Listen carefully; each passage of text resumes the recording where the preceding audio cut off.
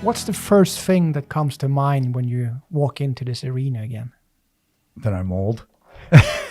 No, honestly, it's kind of exciting, but trying to remember certain things and realizing that it's nice to be here because we were really part of something. And for me to come from Canada to Sweden and meet people I've never met before and try and fit in and of course try to produce. And I mean, Swedish hockey to me is top right up there with Canada, in my opinion. But yeah. But what was it that brought you here? Because you did play a couple of games in the NHL before you got here, and you got here to Skellefteå first and then Västerås. Well, it's a bit of a story. I was drafted in the second round to New York Rangers, and I signed 3-year contract. So I was with them through 1 year junior. And actually in that year junior, I played in the Swedish or Canadian national team junior, and we came to Sweden. We played in Norrköping, Nyköping. That was the first time ever to Sweden. The next year, New York Rangers, I went to about 2 or 3 camps, played in their farm team, New Haven Nighthawks. And then I was brought up, played for Herb Brooks mostly, and he liked little guys. And so he suited my style, or I suited his style. Soon after Herb Brooks, when he left, I felt I was doing well and belonged. I could play there. And then I got sent down to the minors and then I never got up again. Ted Sater took over. And he didn't like small guys then? No, in fact, I played 1 game. I was one of the top goal scorers in the minors both years. And I was young. I was very young. But I knew I could play. And I had no guidance, no one to mentor. So I made decisions and maybe not always the right decisions. But at that time, they offered me another contract, another 3 years. And you either sign with them, or by them offering you a contract, they could protect your rights. That means nobody could take you. So I turned it down, and I thought I want to go to Europe. And then this company called me, International Sports Management, and they said, "Would you like to go to Sweden?" And I really want to go there because I wanted to get back in the NHL. And Sweden, I know, were good hockey players. It wasn't about money. A lot of players were going to Switzerland and things like that. So I thought I would go to Sweden, maybe play a year. And that's when I went to Skellefteå for 1 year. And I remember playing against Modo, and we won the game. I got 3 goals, and we went to the Elitserien the next year, but they didn't want me. So Västerås, I heard that Västerås was interested for 2 years. So I signed with them, and that's how we ended up here in Västerås. And we really, really took to the town, the people, the team. The first year was adjustment again, but we were excited to come back the second year because we knew people well, and we knew a little bit of Swedish. We tried to take Swedish, which was hard. But what's your strongest memory with the team here? I guess the last game of the season when you went up to the Elitserien, it called back then. Yes. Honestly, the strongest memory for me, I just saw pictures of everybody on the ice, which I really couldn't remember. Maybe because it was such a big event and overwhelming, and I was young. Overwhelmed probably. But for me, it was the players, the team, the teammates I met, and it felt like a very close group of guys. They accepted us, my wife and I, very much. We had a lot of memories off the ice and on the road.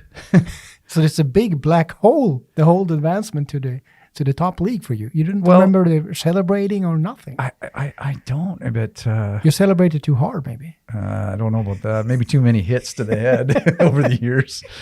But this is why I wanted to come back. I wanted to try and remember things. I've talked to a lot of players who played that year, and most of them talk about the coach, Sven-Åke. Yeah. What kind of importance did he have on that team? Wow. Sven-Åke was just a gentleman, in my opinion. Made us accepted us very easily and made us feel comfortable. I didn't feel like Sven-Åke was a hard coach. He seemed like he connected with the players on the team on a personal level. And funny enough, we were in Stockholm a few days ago, and we went out for dinner with Sven-Åke. And he's still that same person. He likes to eat good food. He sure does. Yeah, for sure. Yeah. And what were your best teammates? I guess you have to say Leffe because he's sitting right behind me. But who was your best teammates on this 2 years here in Västerås? Well, it's hard to see but I mean, Thomas Strandberg, we tend to do a lot together. Leffe, Klassi Lindblom. Klassi and I played in Skellefteå together. And and I mean, those were probably the people that we did the most with. Hellas, the goaltender. I don't want to, there's probably more. I mean, they were all so good to me, right? But you played one season in the top league and then you just quit. What happened there? Because I can't find any stats of you playing after that. So my last year after being here in Västerås and went home, I think just living in Sweden, you guys eat healthier. And so I lost a lot of weight. I used to play as a young person. So I was 24 when I quit hockey, and which is very young. But when I came home, I went from probably 175 pounds to 155. And when I got home, by that time, New York Rangers released me, and New Jersey was interested. Tommy McVie was the coach, Barry Melrose. They both called me asking if to go to their farm team for playoffs, and that they know they were very interested in me. And I was nervous because I was so slight, because the American game is very, very physical, especially back in the 80s. And then I also got a call from Dave King to play in the Spengler Cup.